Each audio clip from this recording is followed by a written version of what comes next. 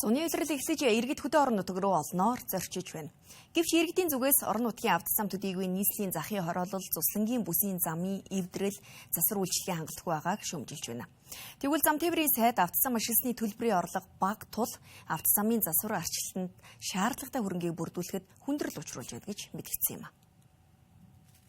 Энэ онд зам тээврийн салбарт Дэлхийн банкны санхүүжилтээр улсын хэмжээнд 368 км автозам, 876 м урт гүүрийг шинжлэх ажлыг эхлүүлэхээр болсон бөгөөд Чойроос замын үе чиглэлийн 435.3 км тусгай зориултаа автозамын бүтээн байгуулалт мөн эхлээд байна. Гэсэн ч бодит адил дээр орон нутгийн болон хот орчмын автозамын эвдрэл жилээс жилд нэмэгцээр байгааг иргэд шүүмжилж байна. Сүүлдэн дээрсэн дархны замаас устны нэрнэ тэгэл хэцүү шүү дээ. Тийм. Энэ тэр их юм байхгүй ерөөсөө. Ер нь хэцүү. Тийгээр явж байгаа л ерөөсөө. Ер нь зам жоохон эвдрэлтэй л. Жоохон. Гэхдээ нэг айхтарч бишээ. Нэг жоохон. Нөхтэй л үлээ. Жоохон нөх байна лээ. Орон дотор зам муу штэ. Хинтигээс цаашаа нэг 50 км газар цаана 30 байдаг баг. Сая би урагшаа юу шанд орсон Чойроос бангаас ажиллаж жоохон тааруу лээ.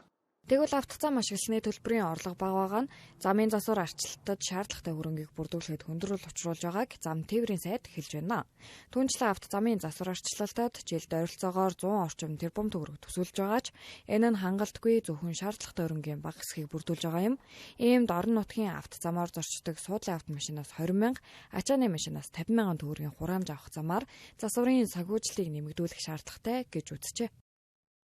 Гэхдээ замын татвар бага болохоор зовлонт хэрэг шүү дээ. Хүн чинь одоо үнгүй шухуу явж байгаа шүү дээ. Одоо ингээ хэлэхлээр тэгээд бухимдаад эхэлдэг. Тэгээд олон улсын жишгээр замынхаа татварыг авдаг болчвол сайхан замтай болно шүү дээ. Одоо нэг ядахтаа нэг шуудлын машиныг 20,000. Тэгээд ачааны машиныг яаж нэг 50,000-ыг төлөхгүй бол үнэхээр одоо маш хүнд. Би одоо тэгээд 1000 төгрөг өгөхөөс уурлаад байгаа хүнээс яаж 20,000-ыг авах вэ? Та нар бас ойлголттой тийм биз.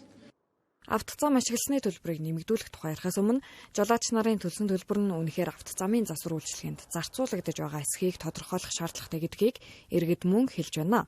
Уг салбарт жил бүр их хэмжээний хөрөнгө төсөөлөж байгаа ч олон автозам богино хугацаанд эвдэрч дахин засварлах шаардлага үүсдэг нь өнөөгийн нийгэмд тод харагдаж байгаа лээ.